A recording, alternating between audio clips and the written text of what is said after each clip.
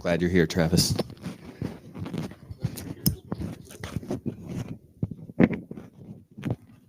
Good morning. Is that okay? Do I need to? I can move it closer to my mouth. Good morning.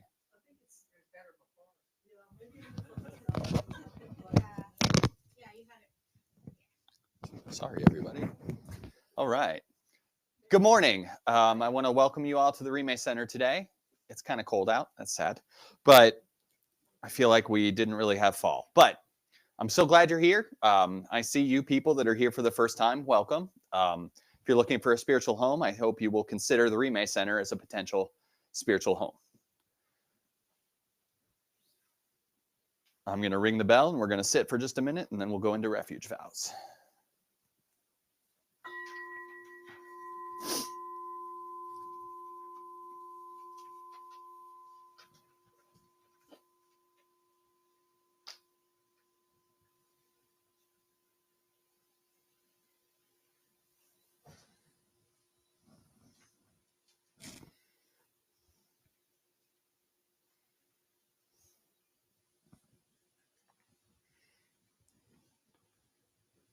Travis, are people complaining about the sound online? Well, for a second. Okay. We're good now. Okay, good. Good. Okay.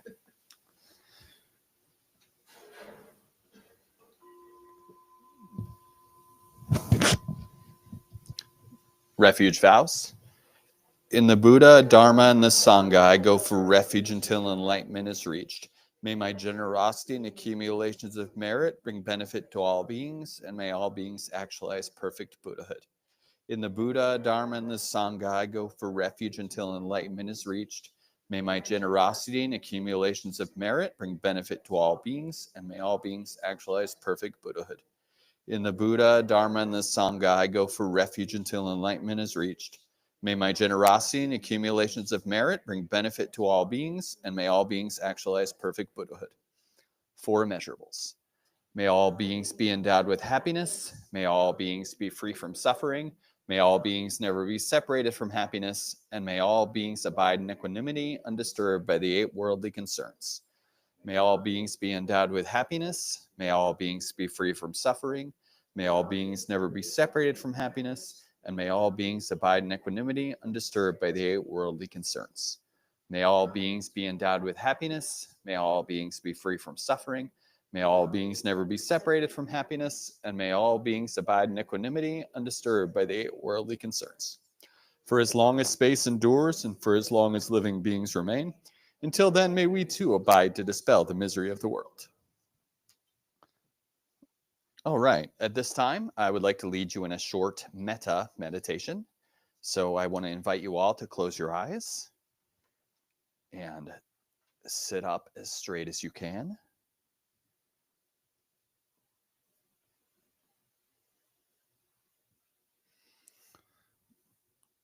And I want you to think of yourself as you are right now. Take a moment to really bring yourself to mind. That should be pretty easy.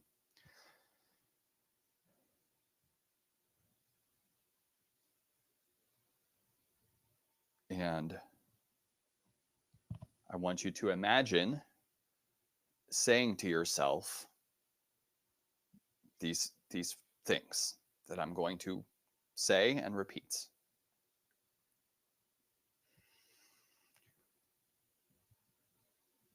May I be endowed with happiness.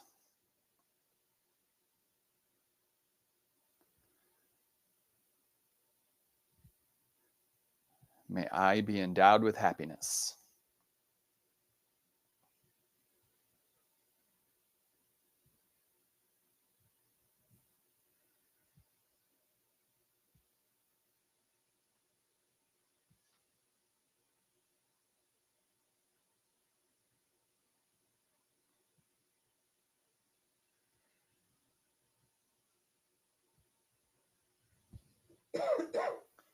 May I be free from suffering. May I be free from suffering.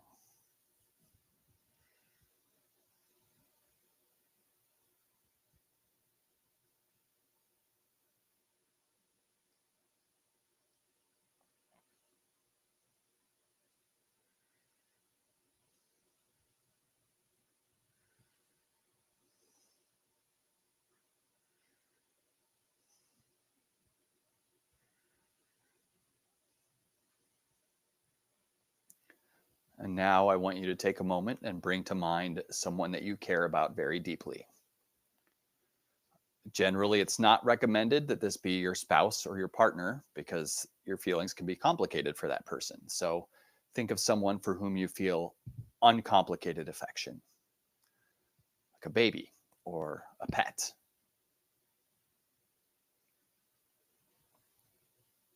So take a moment to bring to mind someone you care about very deeply.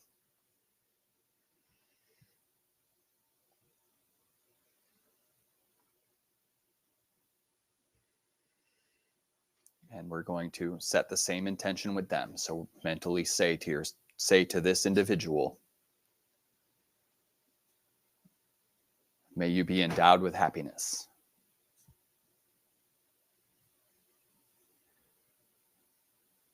May you be endowed with happiness.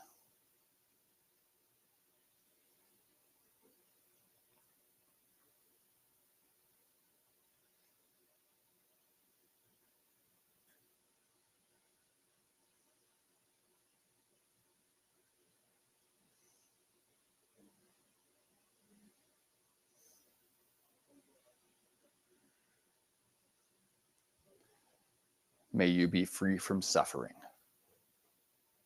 May you be free from suffering.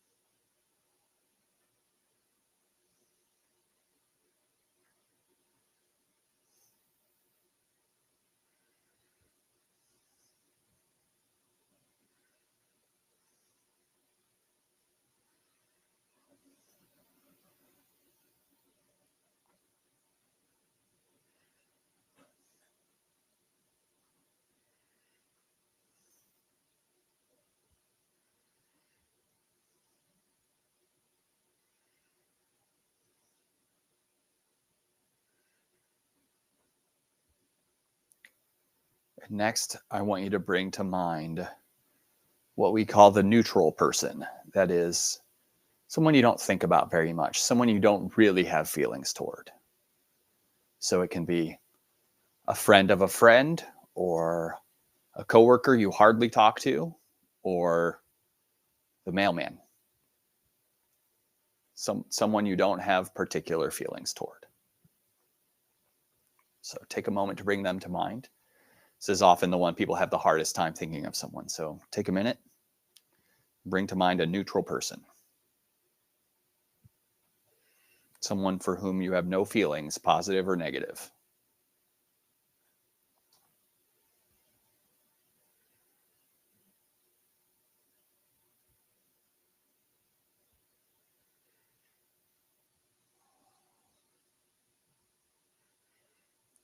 And now that we've settled on this neutral person, we're going to bring the same intentions to them. So again, we're going to mentally say to this neutral person, may you be endowed with happiness. May you be endowed with happiness.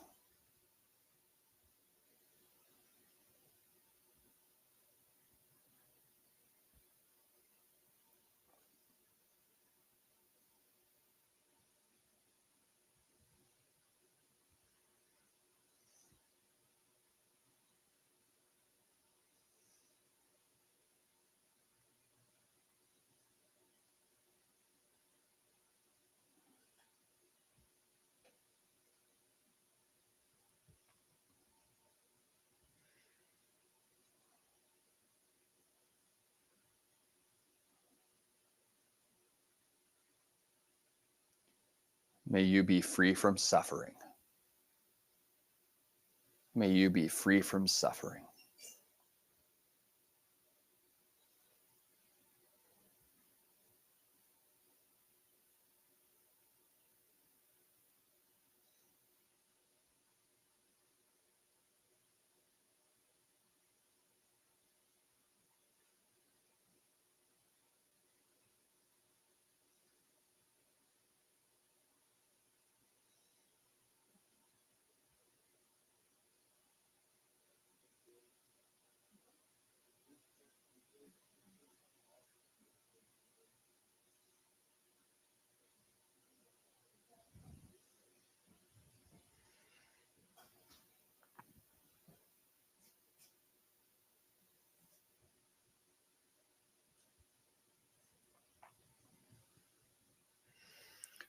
And then next, I want you to bring to mind someone you have negative feelings toward. And it is not recommended to think about the person that's hurt you the most in the world. We don't want to bring up trauma here, but just someone you have negative feelings toward. A lot of people like to think about famous political figures, things like that. Those are good targets for this. But anyone you really don't like very much. But again, I don't think it should be your abuser. So take a moment to bring this negative person to mind.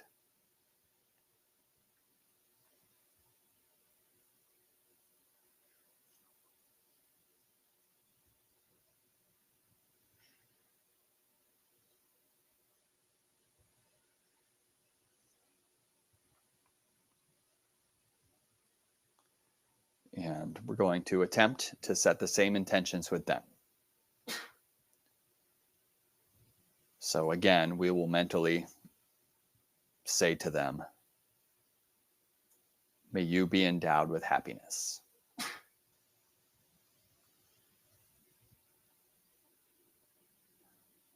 May you be endowed with happiness.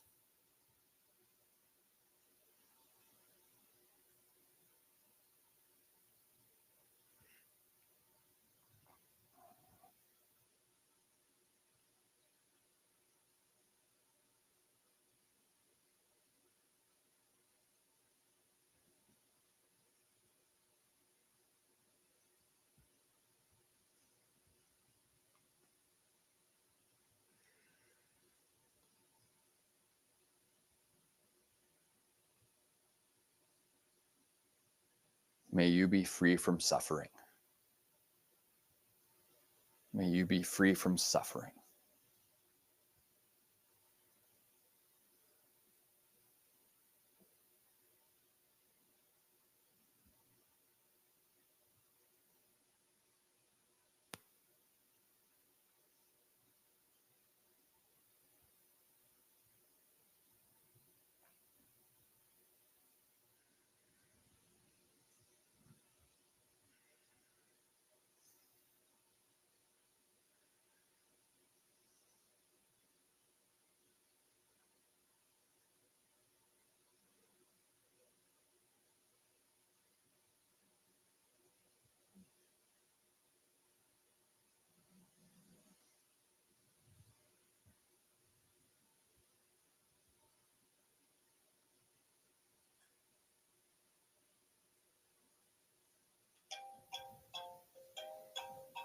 Oh, that's not a good timer to use.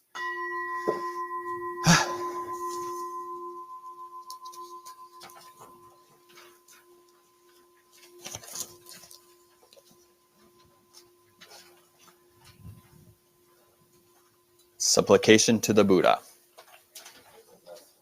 To the Blessed One, the one gone beyond, the fully awakened one, the great physician, the supreme teacher, you came to this earth and through your own efforts you obtained the awakened state, overcoming all suffering and distress. Through your great compassion you showed us the path to liberation. You taught us the merit of compassion, wisdom, and equanimity. To you, the glorious teacher, I prostrate. Do not commit any non-virtuous actions. Perform only perfect virtuous actions. Subdue your mind thoroughly. This is the teaching of the Blessed One. Through the merits of these thoughts, words, and actions, may we dedicate this for the benefit of all sentient beings. And like you, O Blessed One, may we in every being attain your supreme awakened state, free from the ocean of suffering. Lord of the Dharma, I prostrate to your omniscient being. Seven-limbed prayer. Reverently, I prostrate with my body, speech, and mind and present clouds of every type of offering, actual and mentally transformed.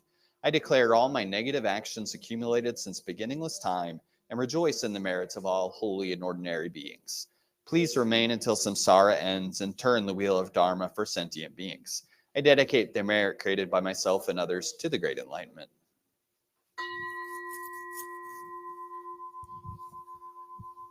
Mandala offering. This ground, anointed with perfume, strewn with flowers, adorned with Mount Meru, 4 continents, the sun, and the moon. I imagine this as a Buddha field and offer it.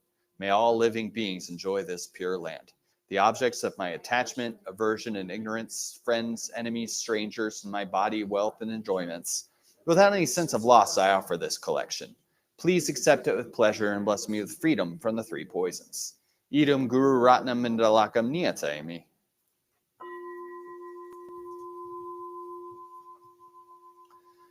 Supplication to Manjushri. Om, homage to Manjushri, deity whose diamond speech cuts off all suffering, whose clear mind is the embodiment of insight wisdom.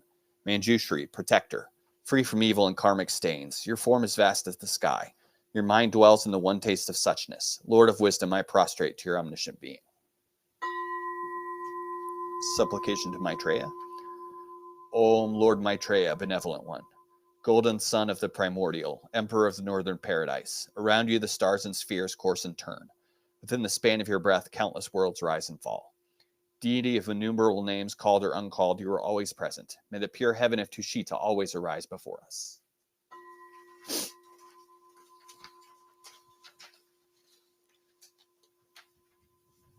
Supplication to Tara. Om Swasti, long-eyed mother of the Lord of the Triple World, mother who gives birth to all the Buddhas at the three times, performing all their functions by the strength of your compassion. By your knowledge of non-duality, by your unwavering power, mother of Maitreya, I pay homage to you. O Lady of great compassion, your smiling face is the delight of beings. Your calming eye looks out over the triple world. You spread your seat upon a moon whose essence is the thought of enlightenment. You are adorned with the finest garments and many precious gems. Your gift-bestowing right hand grants magical attainment to those who evoke you. Your left hand grasps a lotus flower, symbol of your stainless purity. Your two hands are the union of means and wisdom. Boundless body of union, I pay homage to you. Homage to Tara, at whose lotus feet the gods and non-gods make worship.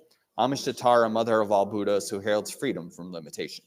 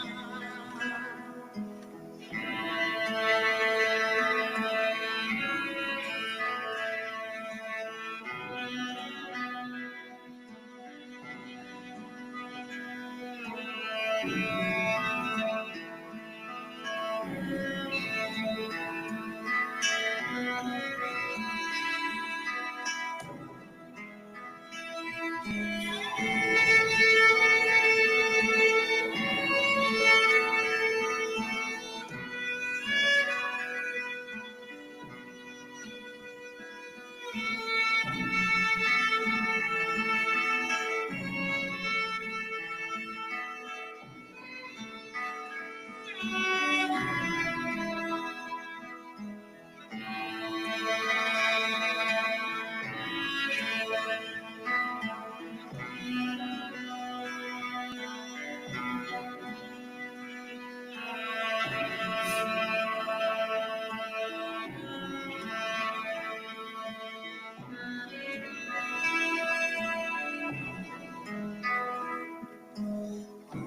Tare Tu Tare Ture Soha.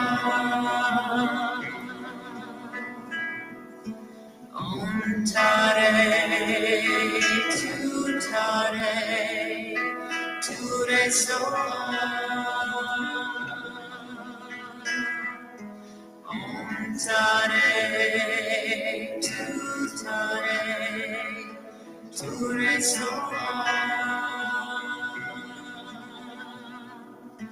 Om Tare Tu Tare Ture Soha.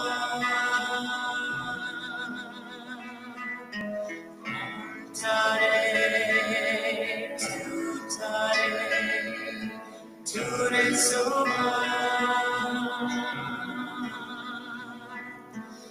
Om Tare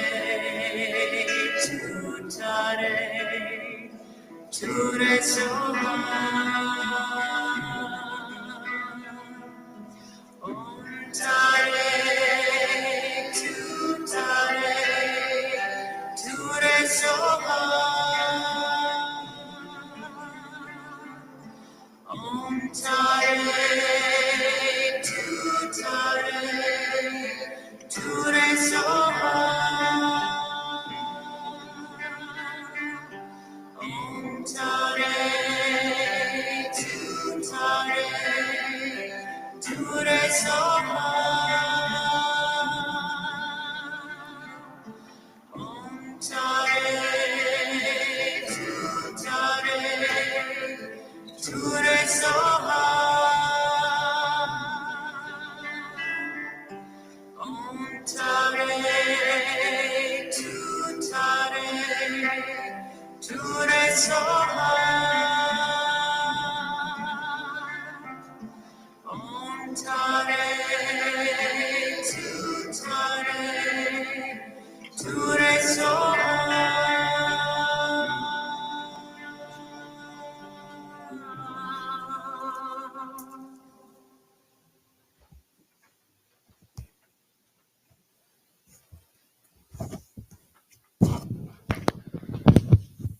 Dedication of Tara meditation.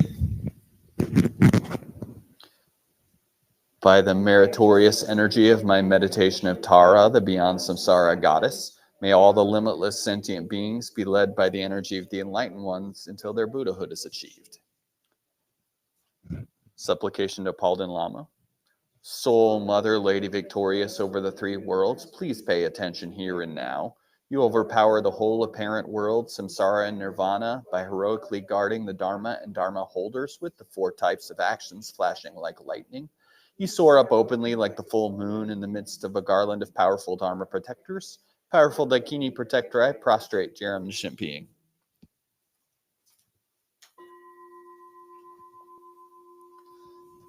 Supplication to Chenrezig. You whose white-colored body is unstained by faults, whose crown is adorned by a fully enlightened Buddha, who gaze upon migrators with eyes of compassion, to you, Chenrezig, I prostrate. Liberating the beings of the six realms. Compelled by negative karma gathered from beginningless time, sentient beings to the force of anger are born as hell beings and experience the suffering of heat and cold. May they all be born in your presence, perfect deity. Om Mani Padme Hum. Compelled by negative karma gathered from beginningless time, sentient beings to the force of greed are born as hungry ghosts and experience the suffering of hunger and thirst. May they all be born in your perfect realm, the Patala. Om Mani Padme Hum. Compelled by negative karma gathered from beginningless time, sentient beings to the force of confusion are born as animals and experience the suffering of dullness and bewilderment. May they all be born in your presence, protector. Om Mani Padme Hum.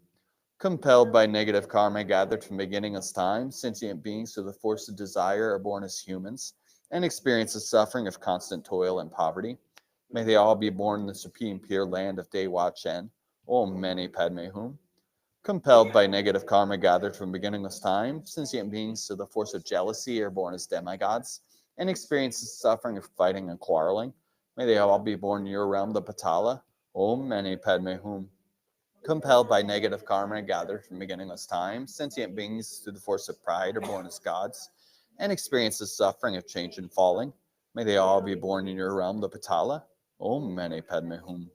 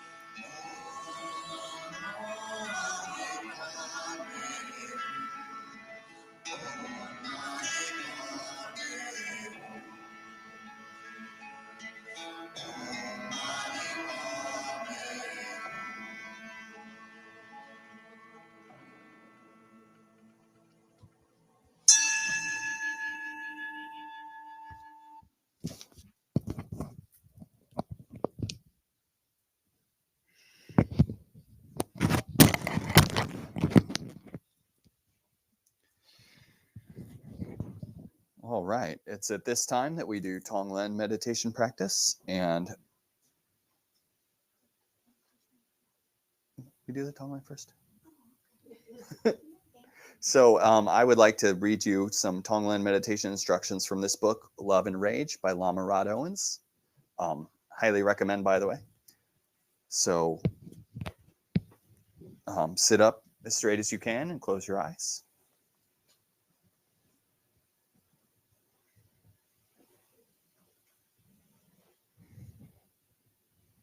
And begin by taking a couple of deep, heavy breaths.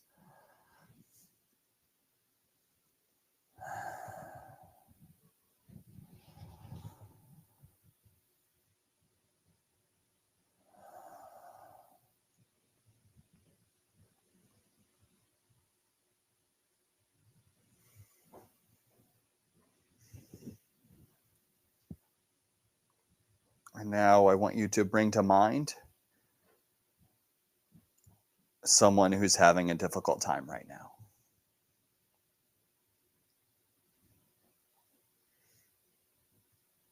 It can be someone you know or someone you've heard about. I'm going to bring to mind a friend of mine who was diagnosed with an aggressive form of cancer recently. And so that's what I'm going to do. But you can think about anyone that's having a difficult time. And imagine them sitting in front of you.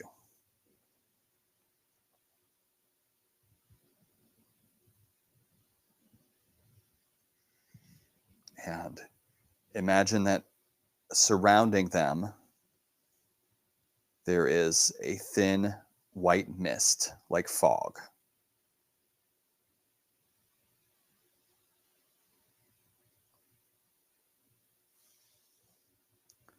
This mist is the expression of this individual's discomfort, or they're struggling, their struggle, their suffering.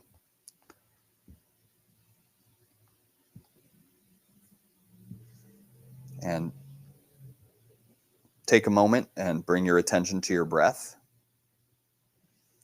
And notice the in and out breath coming into and going out of your body.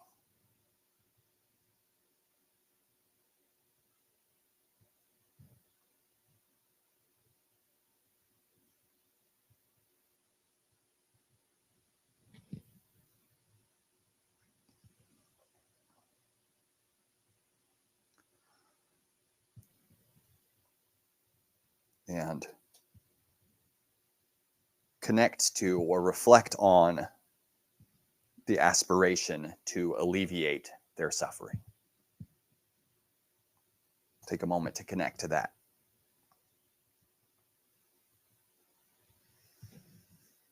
And imagine this desire strengthening the energy of care in your heart center.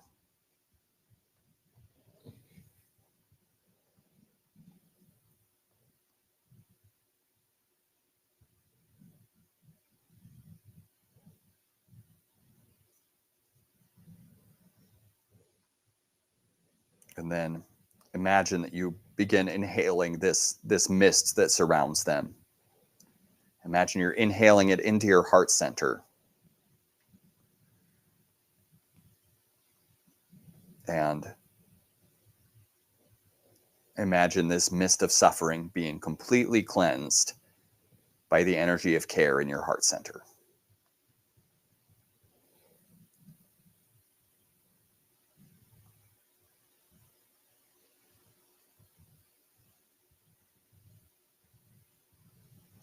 And then imagine you're breathing out this purified energy as white light of peace and contentment.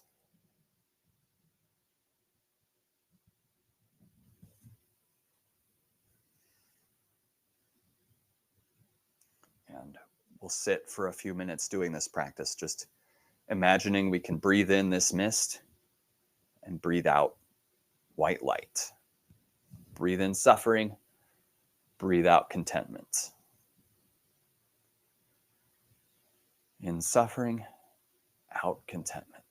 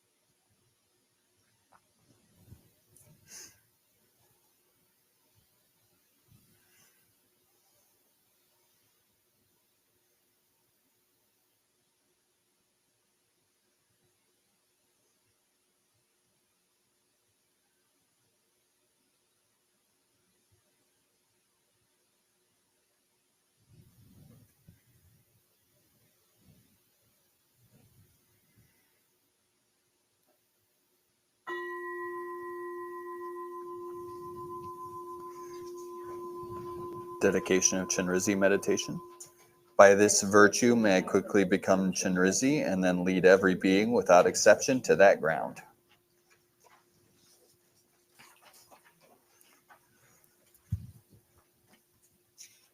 Vajrasattva mantra, long.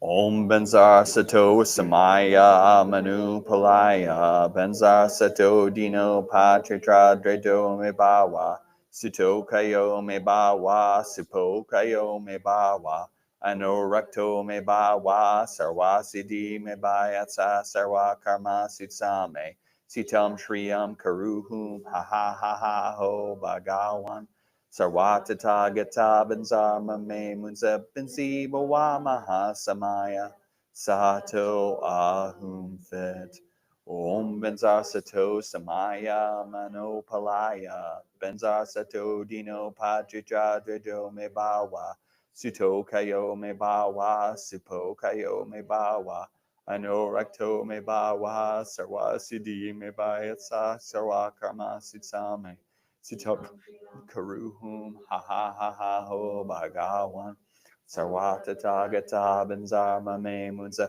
Benzi Bawa Mahasamaya Sato Ahum Vet Om Benzar Sato Samaya Manopalaya Benzar Sato Dino Padritra Dredo Mebawa Suto Kayo Mebawa Supo Kayo Mebawa Anorakto Mebawa Sarwa Siddhi Mebayatsa Sarwa Karma Sitsame Sitam Shriyam Karuhum Ha Ha Ha Ha Ho Bhagawan Sarwata Tagata Benzarma Me Munza Benzi Bawa Mahasamaya Sato Ahum Vet.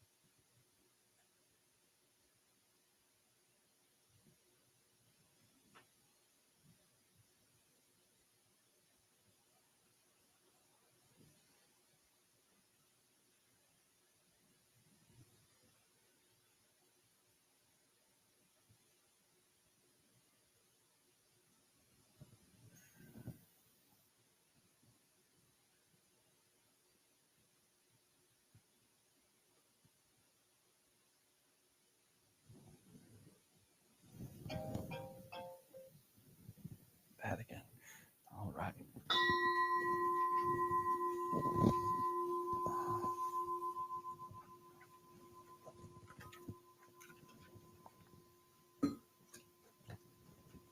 Good morning. Again, I want to offer you a warm welcome to the Remay Center.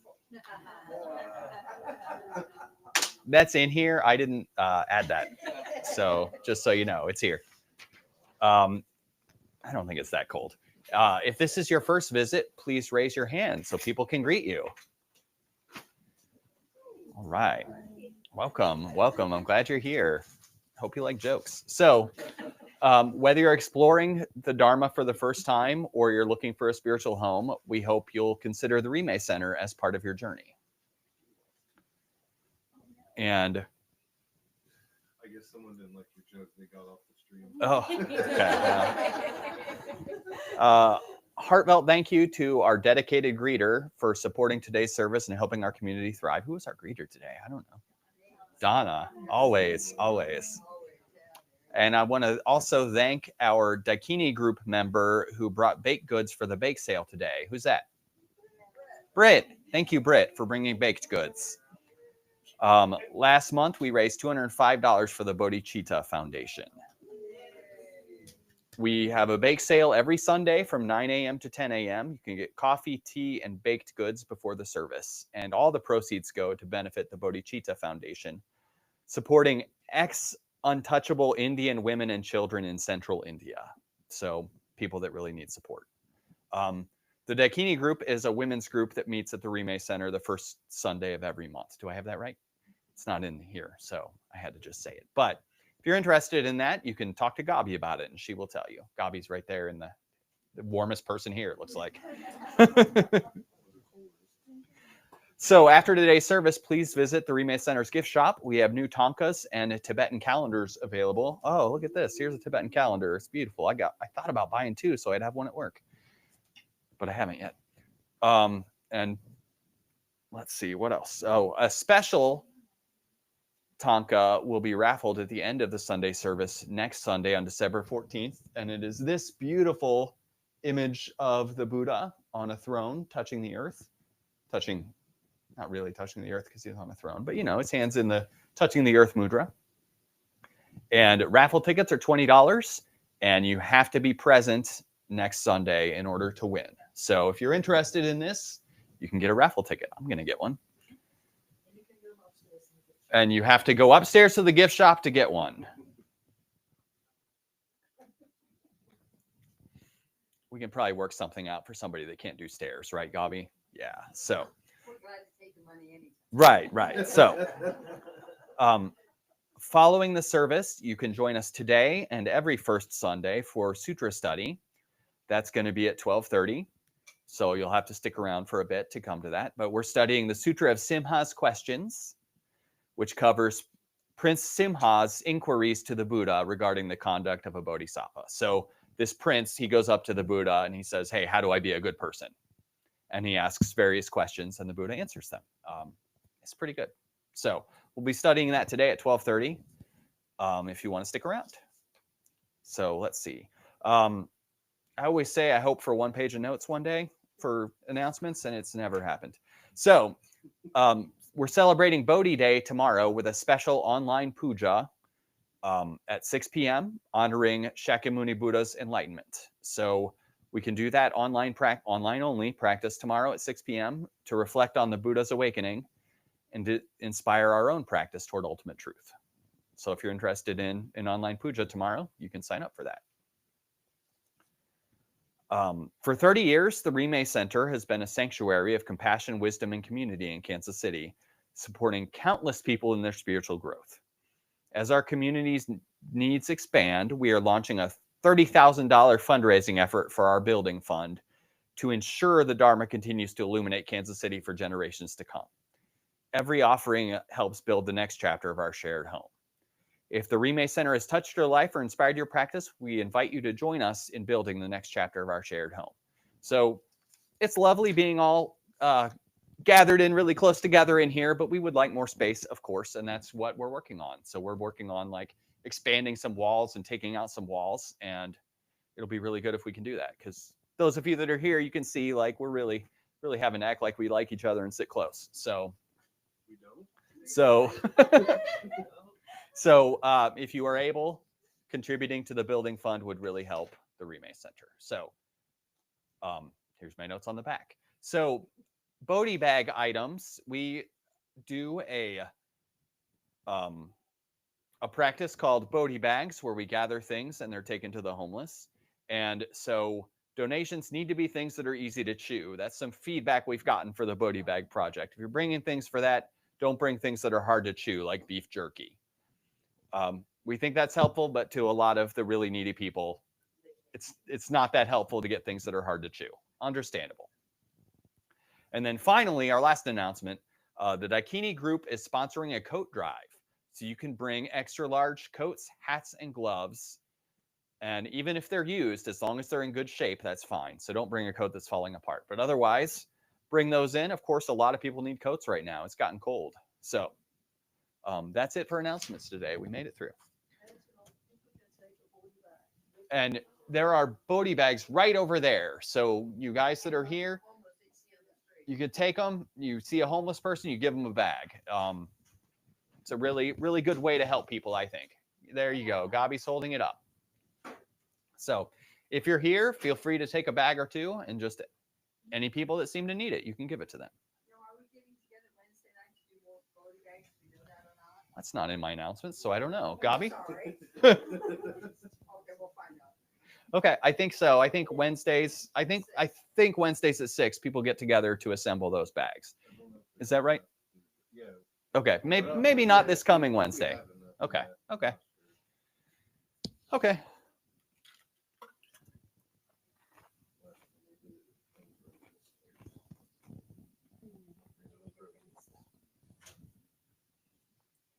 So, announcements are over. So now I'll begin the Dharma talk. Great. So today is December 7th. Tomorrow is December 8th. And a lot of Buddhist traditions around the world, they celebrate Bodhi Day on December 8th. That is the day that marks the Buddha's awakening. The day that he decided to sit under a tree and get enlightened or die trying. That was his intention when he sat under a tree. And this tree, the Bodhi tree, it's a real tree. It's called Ficus religiosa, real creative naming on that. And you can actually go to Bodh Gaya, where the Buddha sat, and that tree is not there anymore, but its descendants are, because trees, they don't move. So you can actually go there and you can actually see trees descended from that tree. So that's kind of cool. That's something I'd like to do. And Bodh Gaya is kind of near the border of India and Nepal. And it's a place I'd like to go one day. So the Buddha, the figure we call the Buddha, he sat under this tree for a long time. And he realized the nature of suffering, the connectedness of things, and the path to freedom. Great, right? And to celebrate Bodhi Day, we don't need to necessarily do something big. Some people on this December holiday, they like to bring a tree into their house and like put colorful lights around and stuff. Can you imagine doing that on a holiday? I don't know, but we can do that. But we can also take this as an opportunity to remember the central point of the Buddha's enlightenment, the direct experience of truth. Okay. And I'm going to share a little bit about the Buddha's life. I like to talk about the Buddha's life up here sometimes, and because I think there's always something we can learn from the Buddha's life, always. So the Buddha is a title. It means the awakened one. That was not his name. His name was Siddhartha, and his father was a powerful person. Sometimes we say a king, and I'm not sure if he was a king or just a really wealthy, powerful person who had everything. But his father, the king, he went to a fortune teller before his son was born because having an heir was very important to him. So he went to a fortune teller and he asked, what's going to happen with my son? My wife is pregnant. What's going to happen with my son? And the fortune teller told him, your son is either going to be a great and powerful ruler, or a very wise spiritual teacher. And the king, he thought what many rich parents think when their kids say, I'm going to art school. He thought, I don't want my son to be poor. Okay. So, and for the record, if my son says he's going to art school, I'm going to be happy. But he thought that. He thought, I don't want my son to be poor. If he's a spiritual teacher, he's going to be poor. So the king, he conspired to try to make sure his son would not have questions about spiritual things. So he thought he would give him the most comfortable and happy life he possibly could. Because he thought, if I give him everything, he's not going to think about spirituality. That was his line of thinking. So Siddhartha, he grew up with all the best toys, whatever toys were back then. We're talking 2,500 years ago. So he didn't have like an Xbox or anything, but whatever the best stuff of the time he had, and he had all his favorite foods all the time. The king was not worried about what we worry about now, spoiling his child. Like that was not a thing. He was not worried about that at all. So he just provided him everything. And unfortunately, soon after Siddhartha was born, his mother did pass away. So I do think that loss colored his life some. He was raised by a stepmother and his dad, but he did have all the best things, but he did have loss from early childhood because his mother, she passed away shortly after his birth. Probably complications from that birth. And so he did have that experience coloring his life. But we are told that the king made him so sheltered that Siddhartha did not know about impermanence, sickness, and death. So I imagine it's hard to imagine that he didn't notice his dad's beard turning gray at the very least, right? So he had to know something of impermanence. But I imagine any pets that he had, like it was the old, your dog went to live on a farm, right? He's fine. He went to live on a farm. I imagine it was that. And sickness, it's hard to believe the Buddha never had a cold, right? So more on that in a bit. But we are told he was sheltered completely from all these things. So he grew up in a way that none of us would ever grow up, right? He was sheltered from everything.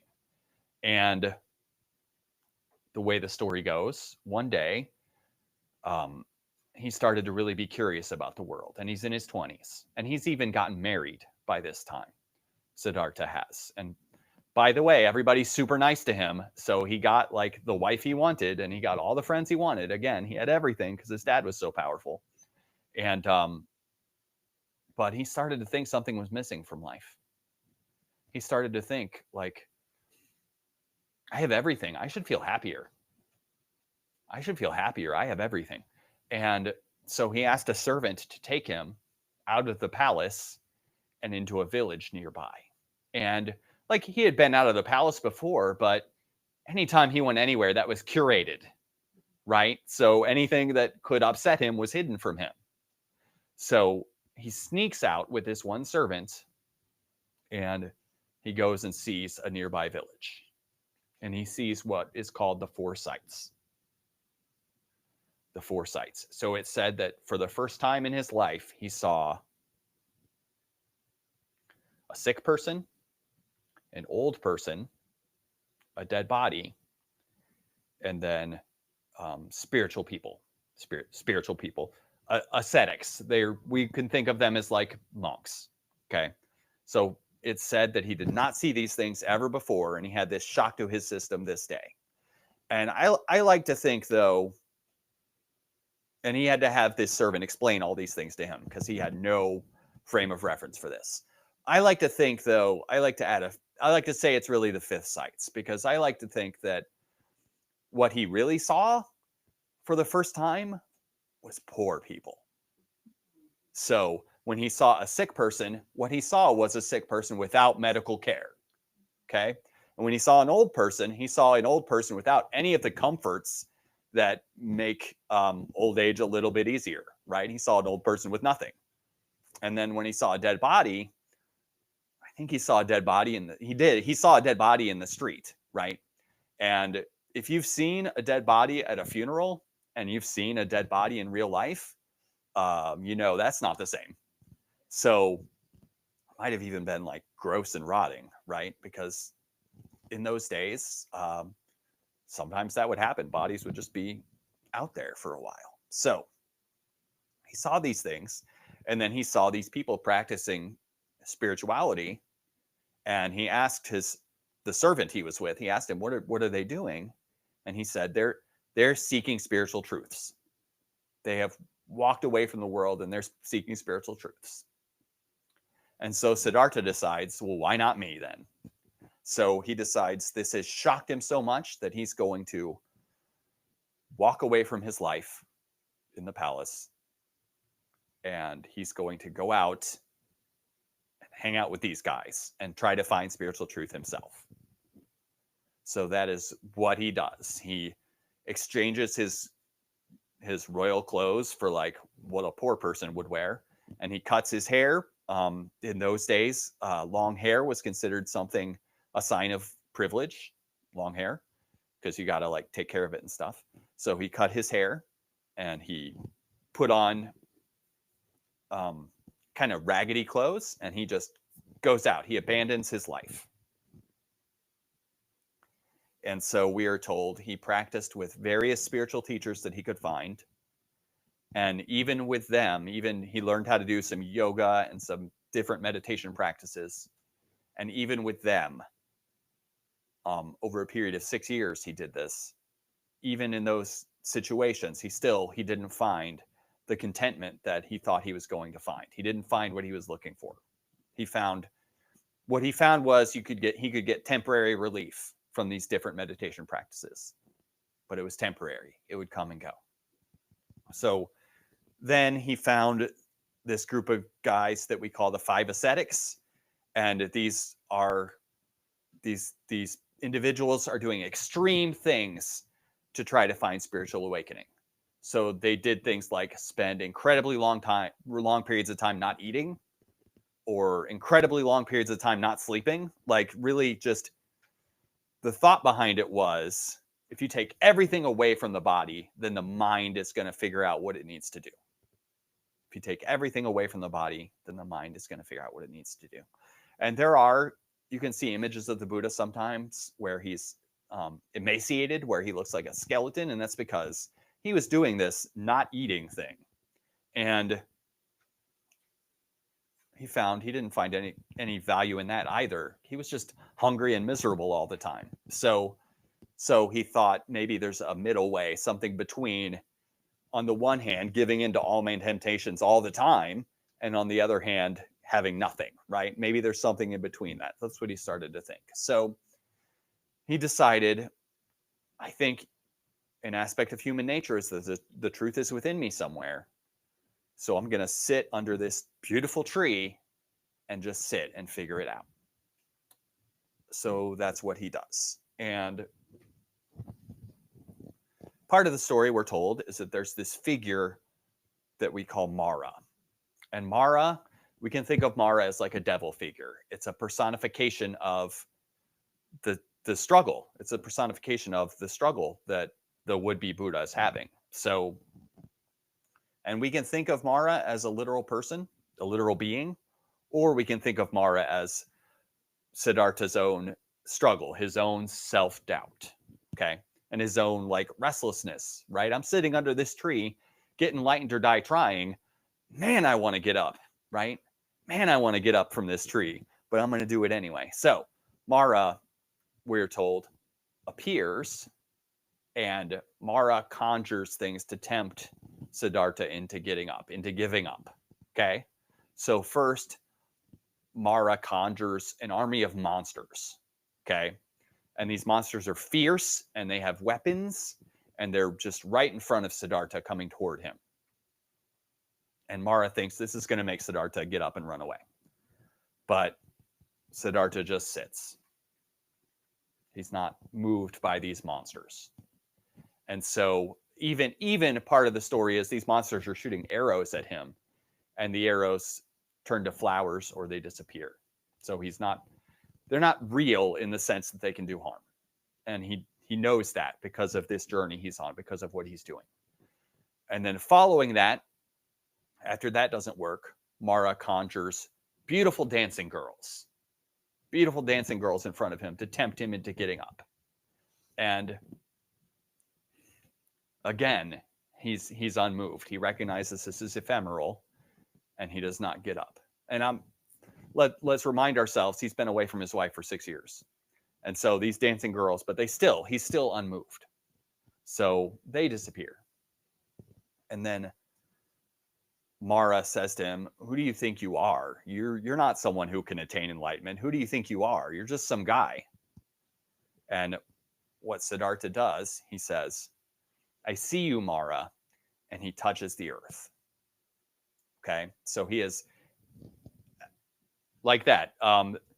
Many images of the Buddha show him touching the earth, and that represents that moment of enlightenment.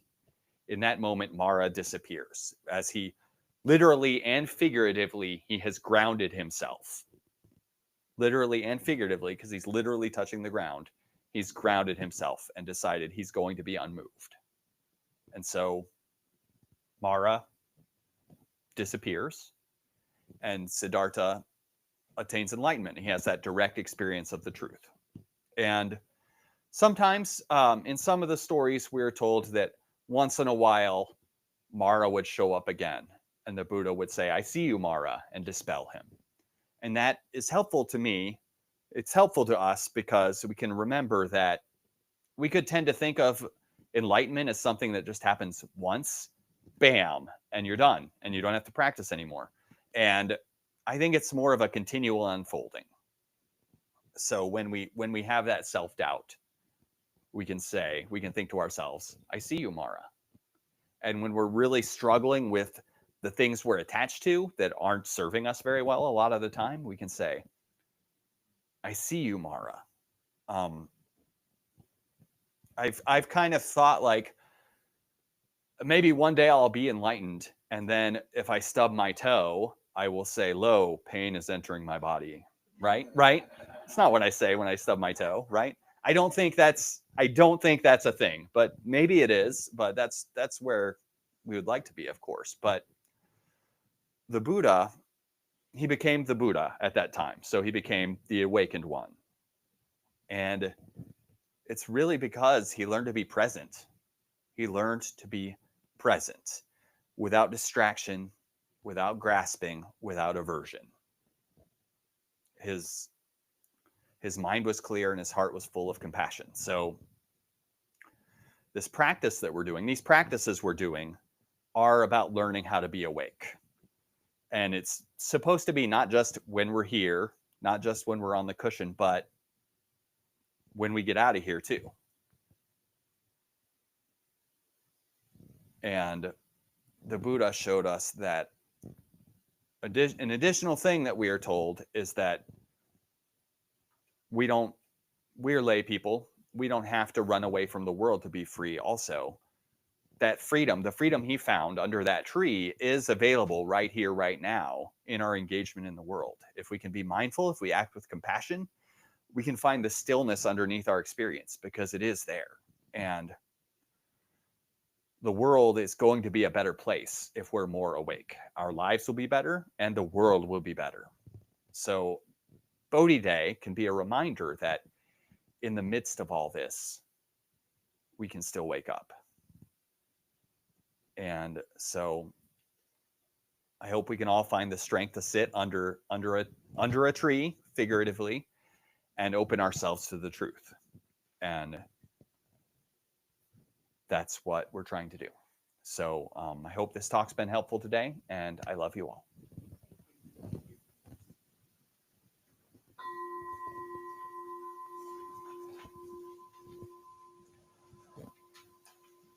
Long life supplication for the Dalai Lama. In the land encircled by snow mountains, you are the source of all happiness and good. All-powerful Chenrezig Tenzin Gyatso, please remain until samsara ends. In praise of Lama Chuck and Mary. Lama of great compassion with kindness to all, you firmly established the Rimé tradition through skillful means and wisdom. Mary Tenzin Dawa, who is the embodiment of all the Dakinis, with the sun of wisdom and the moon of compassion. You bring love and joy to everyone you meet. Inspired by your example, I vow to cultivate compassion and wisdom from this moment forward and in all my future lives. I will strive to embody the Buddha's teachings in every thought, word, and deed. Dedication of merit. By this merit, may all obtain omniscience, may it defeat the enemy wrongdoing. From the stormy waves of birth, old age, sickness, and death, from the ocean of samsara, may I free all beings. By this merit, may all obtain omniscience, may it defeat the enemy wrongdoing. From the stormy waves of birth, old age, sickness, and death, from the ocean of samsara, may I free all beings. By this merit, may all obtain omniscience, may it defeat the enemy wrongdoing. From the stormy waves of birth, old age, sickness, and death, from the ocean of samsara, may I free all beings. Aspiration prayers. Bodhicitta is precious, may it arise for whom it has not arisen. Once arisen, may it not diminish, but ever grow and flourish. All difficulties without exception being pacified with harmonious situations like the treasure of the sky, may the teachings and practice of the Rimé tradition live long and shine brightly.